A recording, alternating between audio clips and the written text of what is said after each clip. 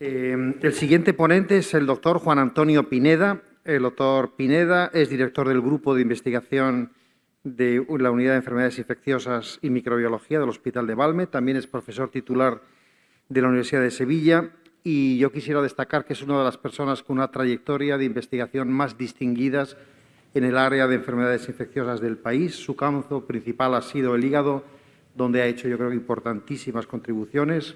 También destacar que es una persona que ha dejado escuela y personas que se han formado a su lado. También son personas investigadores muy distinguidas y es un gran comunicador. Es un placer presentarle y el título de su ponencia es «Quedan retos sobre enfermedades hepáticas en nuestros pacientes». Juan Antonio.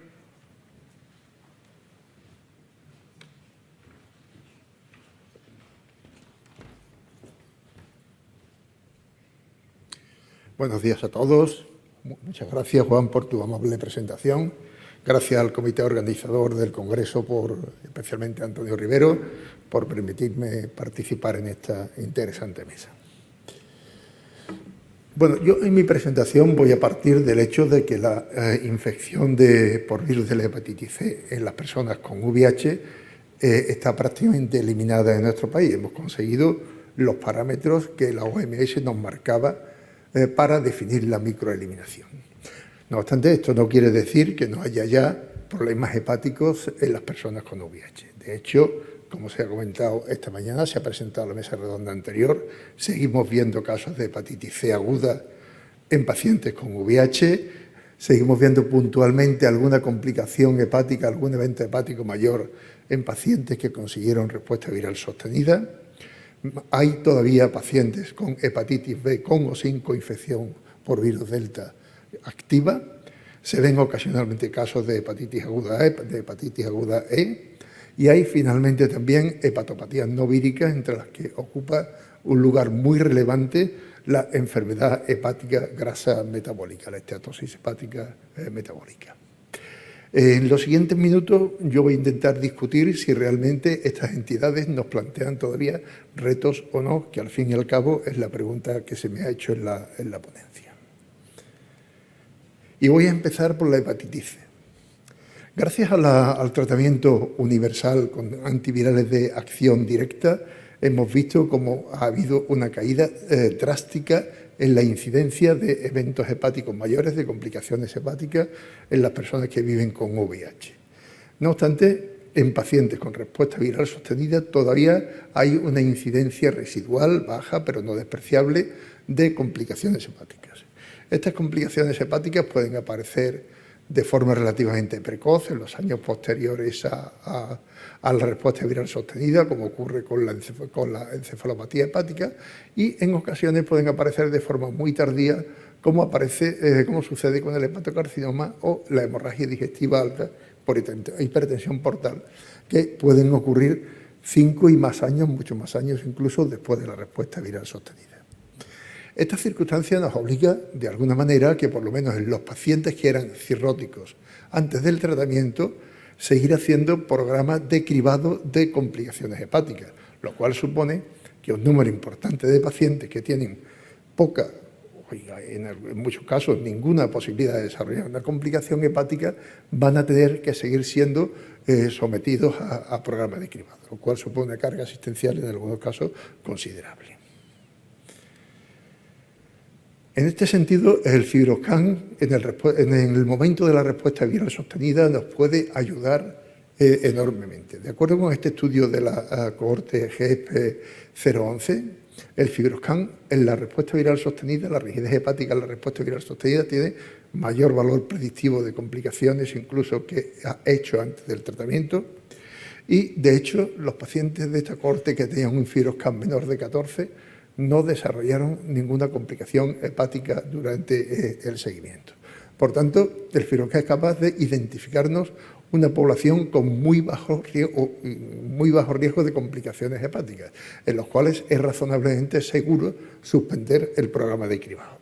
Por el contrario, el FibroScan tiene muy poco o el valor predictivo positivo es bastante bajo y no tenemos ninguna herramienta que mejore el valor predictivo positivo de la rigidez hepática. Por tanto, un desafío que se nos plantea es conseguir marcadores que tengan un buen valor predictivo positivo, que mejoren al fibroscan en la respuesta viral sostenida, para identificar los pacientes que van a desarrollar complicaciones hepáticas. Como se ha comentado en la mesa redonda anterior, la hepatitis aguda A sigue siendo un problema del paciente, hepatitis aguda C, perdón, sigue siendo un problema en el paciente con VIH. De hecho, todos ustedes conocen que ha habido brotes en centros urbanos concretos, por ejemplo, en Madrid o en el caso del que se representa en la diapositiva, el que se ha atendido en el Clínico de Barcelona, donde llegaron a tener bastantes más de 300 casos de infecciones agudas o recientes por virus de la hepatitis C, con una tendencia a disminuir la incidencia desde 2017, pero coincidiendo con ello, con un aumento de la incidencia de reinfecciones. Nosotros en Andalucía no hemos tenido ni mucho menos tantos casos de hepatitis aguda C como en Barcelona o en Madrid, pero en este estudio prospectivo que se representa... En este estudio que se hizo en 4 hospitales, en Andalucía, vimos como desde 2016 a 2018, es decir, coincidiendo con la utilización generalizada del tratamiento con antivirales de acción directa, disminuía la incidencia de hepatitis aguda C. Pero a partir de 2018 veíamos un repunte que también se veía en la incidencia de reinfecciones. Probablemente el foco más importante de esta hepatitis aguda C, el foco de contagio probablemente sean varones HSH que no están infectados por VIH, porque en la población VIH la tasa de infradiagnóstico de la hepatitis C es considerablemente mayor, ¿no? Y un desafío también que tenemos que resolver en los próximos años es diagnosticar a esta población de HSH no infectados por VIH, que son portadores del virus de la hepatitis C, porque es un paso imprescindible para poder conseguir la eliminación de esta enfermedad en España. La hepatitis A en nuestro país pues sigue un patrón normalmente con una incidencia baja y estable, pero con brotes que se intercalan cada 7, 8, cada 9 años y que tienen un patrón ligeramente distinto. En el periodo fuera de los brotes, la distribución por hombres y mujeres es similar, pero durante los brotes se afectan esencialmente varones, la mayoría de ellos HSH y muchos infectados por VIH. El último brote en España fue durante el año 2016-2017, fue un brote más amplio que afectó a la mayor parte de la Unión Europea. Llegó a haber 4.096 casos, que fueron más frecuentes, como es habitual en estos casos, en HSH. El 43% de ellos estaban infectados por VIH y solamente España reportó 2.039 casos.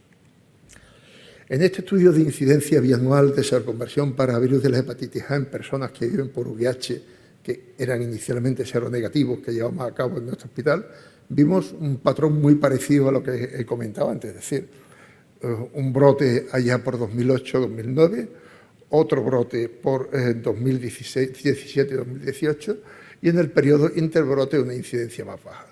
También en estos casos la infección por virus A se asoció a ser HSH y observen,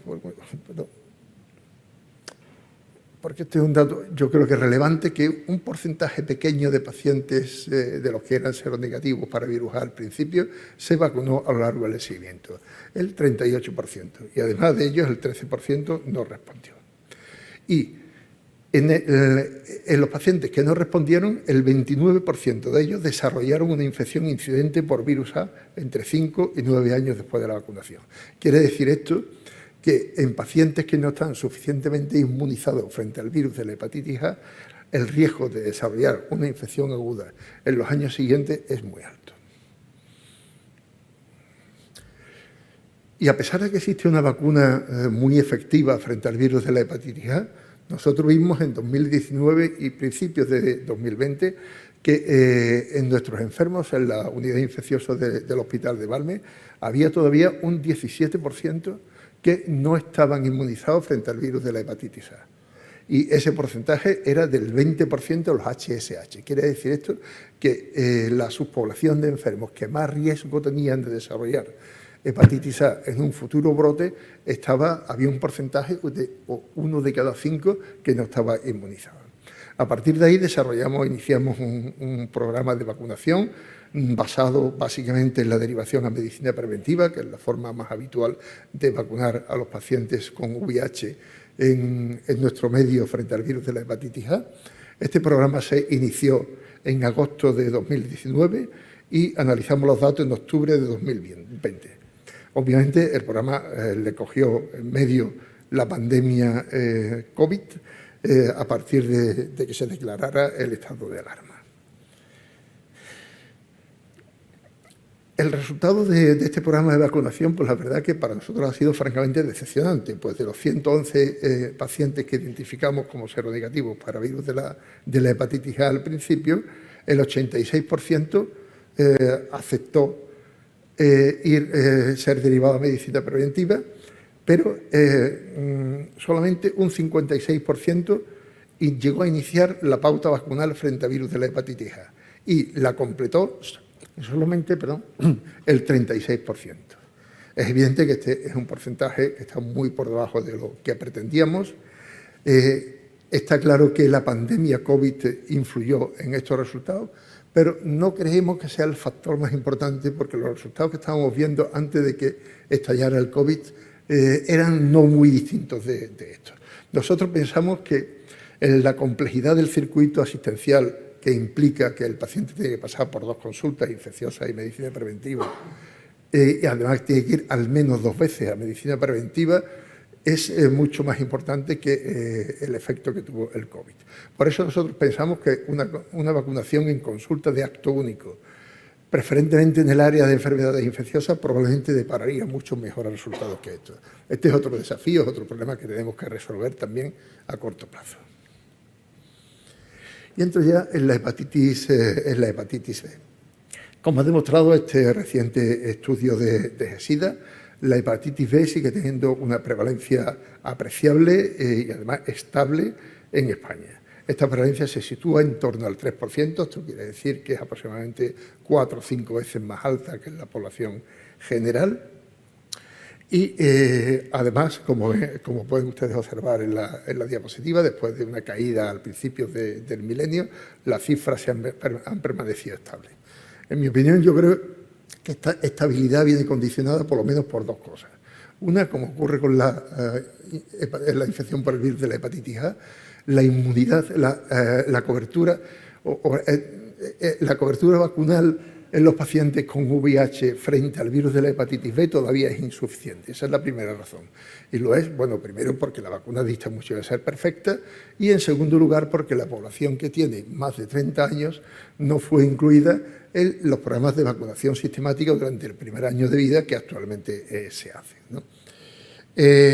Además, hay otro factor que yo creo que es muy relevante, que es que la población, el porcentaje de migrantes que provienen de países con alta endemia de virus de la hepatitis B es cada vez mayor dentro de las personas que viven con VIH en nuestro medio.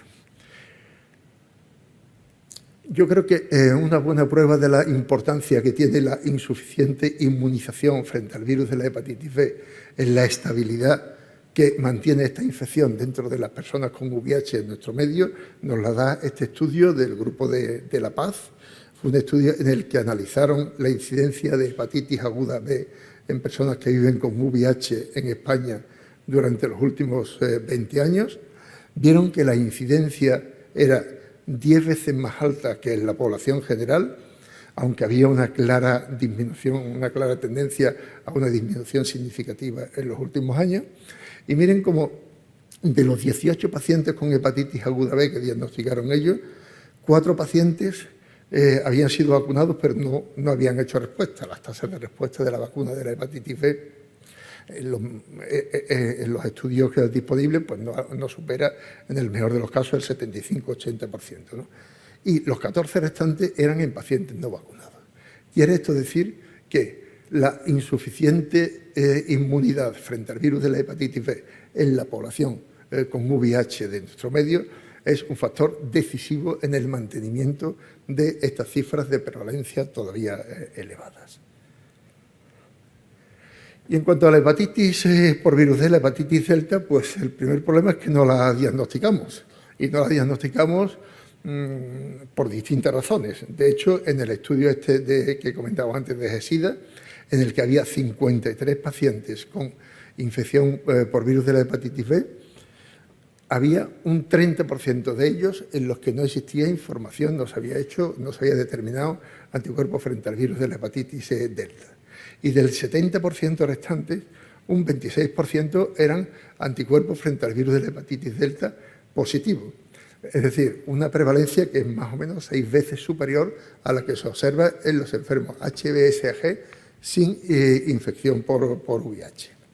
En este estudio no se aportó información sobre ARN y virus delta, me imagino que porque no estaba disponible, porque en la mayor parte de los hospitales de España no podemos hacer ARN de virus delta de forma sistemática, porque no hay una PCR estandarizada que esté accesible para todos los centros, ¿no?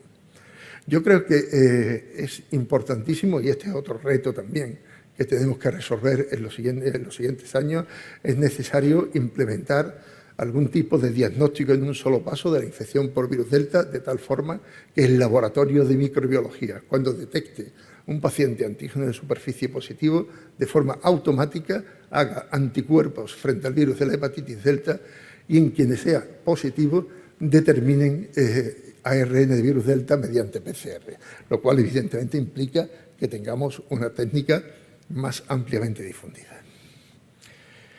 Y esto además es especialmente importante ahora, puesto que vamos a tener próximamente herramientas útiles para tratar la infección por virus delta, que como ustedes bien saben es especialmente grave en el paciente con infección triple, en el paciente con VIH, virus B y virus delta. De los fármacos que vienen en camino, el que más cerca está es bulevirtide. Bulevirtide es un inhibidor de la entrada del virus de la hepatitis B y del virus de la hepatitis delta, que tiene ya una autorización condicional por parte de la EMA y que está disponible en algunos países europeos, desgraciadamente en España no. Se ha autorizado con la indicación de hepatitis crónica delta en fase de enfermedad hepática compensada, por supuesto con ARN de virus delta detectable, y se administra a dosis de 2 miligramos subcutáneos al día con o sin análogos de nucleósido para la infección por virus B durante un tiempo no bien definido. La indicación, la autorización condicional de bulevirtide se ha basado en los estudios de fase 2, exactamente en el ensayo MIR-304 y en los resultados provisionales de la fase 3 en el ensayo MIR-301. En estos ensayos se ha visto que bulevirtide administrado con o sin interferón es capaz de conseguir reducciones muy importantes de la carga viral de virus delta, incluso que se haga indetectable el ARN y la normalización de las transaminasas prácticamente en todos los pacientes. No hay datos de la eficacia y seguridad de bulevirtide en pacientes infectados por VIH, pero no se considera contraindicado. Lo que sí está claro es que no se puede administrar contra coronavirus COVID-Citat, puesto que hay interacciones con COVID-Citat. En la fase 3, que está en marcha, sí que existe la posibilidad de reclutar pacientes con infección, pacientes muy concretos con infección por VIH. Bien, la hepatitis por virus E puede causar ocasionalmente en la persona que vive con VIH formas muy agresivas de hepatitis crónica que evolucionan rápidamente a la cirrosis. Afortunadamente, esto es muy raro. La infección aguda es mucho más común. Es mucho más común, lo que pasa es que es clínicamente muy inexpresiva y muchas veces pasa desapercibida, ¿no? Ahora, que sea clínicamente inexpresiva no quiere decir en absoluto que no exista. De hecho, en esta cohorte, la cohorte GEP 014, que lidera Antonio Rivero Juárez, se están incluyendo casos de hepatitis aguda seronegativa para virus de la hepatitis A, virus de la hepatitis B, virus de la hepatitis C, citomegalovirus y virus de Epstein-Barr, de 9 hospitales españoles. Se han reclutado ya 389 pacientes, de ellos 38 son pacientes infectados por VIH. Y como podéis ver, el 27% de estas hepatitis agudas seronegativas son causadas por el virus de la hepatitis E, porcentaje que es prácticamente idéntico dentro de la población con VIH.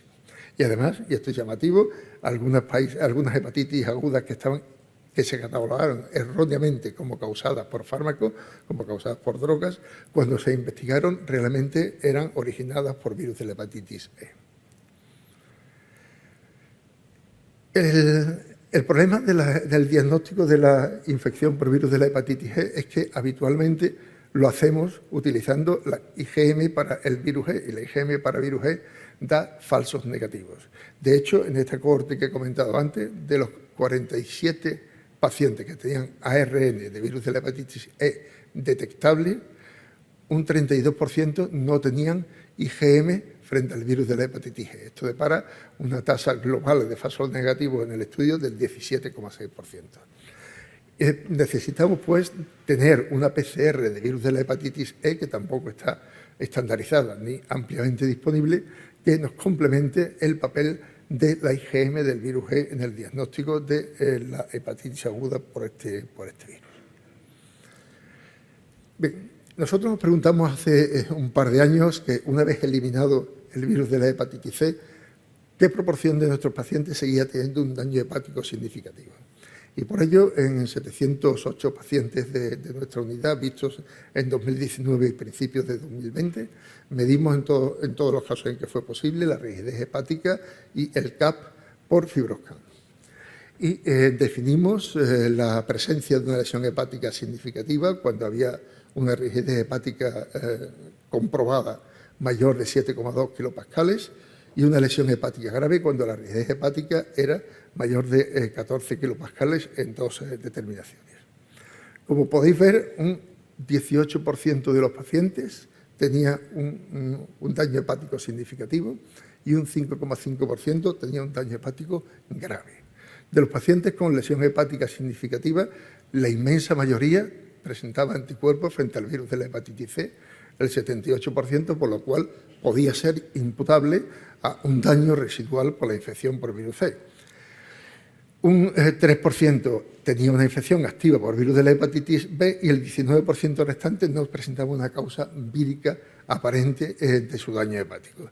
Y en la mayoría de estos casos había una enfermedad hepática grasa, ya fuera de origen metabólico o mixta.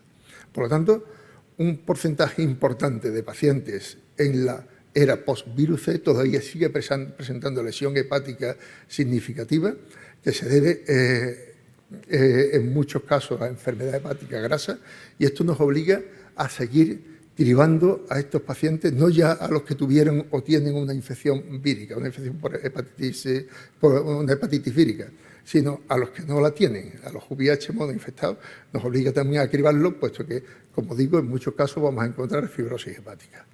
Y precisamente la fibrosis hepática es el factor que decide el pronóstico de la enfermedad hepática grasa. Esto se ha visto en varios estudios, en pacientes con VIH, se está viendo en este multicéntrico nacional que se está desarrollando, en el que se han incluido 1.570 pacientes con enfermedad hepática grasa probada por CAP, de ellos 614 no tienen virus C ni virus B, y se ha visto que la fibrosis hepática es el predictor más importante de muerte, de descompensaciones hepáticas y además de otras enfermedades como puede ser diabetes o insuficiencia renal crónica.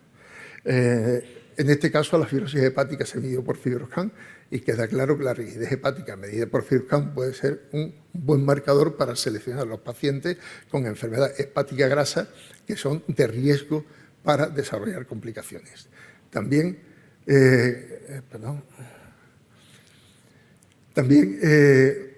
vimos que el índice FAST, que se obtiene de la rigidez hepática, el CAP y la AST, puede ser un excelente marcador para seleccionar pacientes de riesgo de complicaciones, que al fin y al cabo son aquellos, no en los que vamos a hacer intervenciones terapéuticas dietéticas o de cambio de estilo de vida, que eso hay que hacerlas en todo, sino aquellos que serán candidatos a fármacos para tratar la esteatosis hepática y la esteatohepatitis cuando dispongamos de ello. Y quiero ya concluir, bueno, pues respondiendo que evidentemente sí que hay retos pendientes en enfermedades hepáticas en la infección por VIH. En hepatitis C necesitamos desarrollar marcadores que identifiquen de forma más precisa los pacientes con respuesta viral sostenida que harán eventos hepáticos mayores. Tenemos que diagnosticar y tratar los pacientes no portadores de VIH infectados por virus C, en especial los HSH, para prevenir los casos de hepatitis aguda C que estamos viendo. En cuanto a la hepatitis A, hay que mejorar las estrategias vacunales, igual que para la hepatitis B. Para la Delta hace falta que desarrollemos un diagnóstico en un solo paso de esta enfermedad y hace falta también evaluar la eficacia y seguridad de los nuevos fármacos, bulevirtide y lo que venga, frente a la infección por virus Delta en personas con VIH. En lo que se refiere a la hepatitis G, tenemos que mejorar el diagnóstico de infección aguda, añadiendo a la IgM una PCR para ARN de virus G. Y en cuanto a la hepatopatía no vírica, claramente hace falta programas de cribado para identificar a los pacientes de riesgo de mala evolución, en especial dentro de aquellos que presentan esteatosis metabólica. Y para esto pueden ayudarnos, evidentemente, la rigidez hepática por elastografía, el índice FAS o aquello que venga. Por tanto, claramente nos queda mucho por hacer aún. Y ya solo me queda agradecer a los miembros de mi grupo su implicación en los trabajos originales que aquí he presentado y a los doctores Morano, Rivero Juárez y García del Toro por haberme proporcionado material iconográfico que me han ayudado a hacer las diapositivas que he utilizado. Muchas gracias a todos.